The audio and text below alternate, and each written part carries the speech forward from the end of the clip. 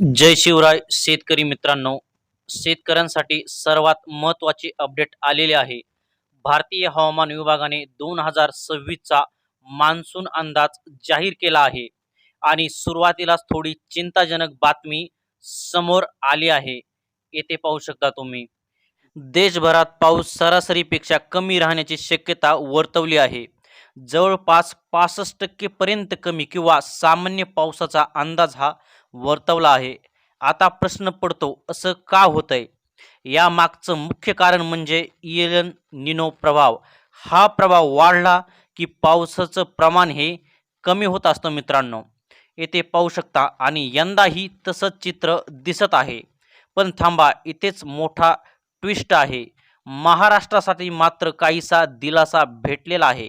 येथे पाहू शकता तुम्ही. होय मित्रांनो, ज्या भागांना आपण दुष्काळी म्हणतो त्या भागांमध्ये सामान्य किंवा थोडा चांगला पाऊस पडण्याची शक्यता आहे. येथे पाहू शकता सोलापूर, लातूर, धाराशिव, पुणे जिल्ह्याचा पूर्व भाग इथे परिस्थिती सुधारू शकते.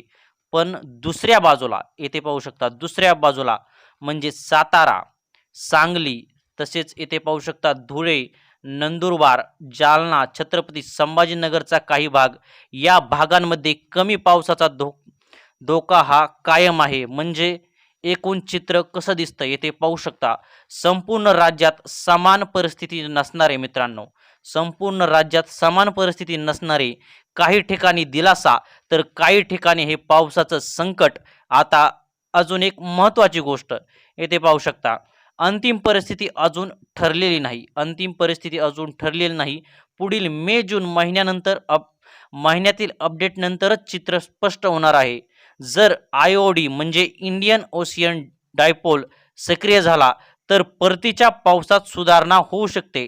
म्हणून शेतकऱ्यांनो, येथे पाहू शकता तुम्ही, यंदा जास्त पावसाची अपेक्षा न ठेवता नियोजन करूनच शेती करा.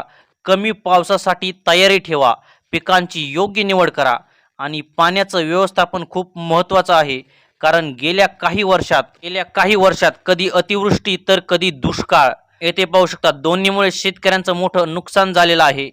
यंदा जर सामान्य पाऊस जरी पडला तरी शेतकऱ्यांसाठी मोठा दिलासा ठरू शकतो. व्हिडिओ जर तुम्हाला आवडला असेल तर लगेच चॅनलला सबस्क्राईब करा. जय हिंद, जय महाराष्ट्र.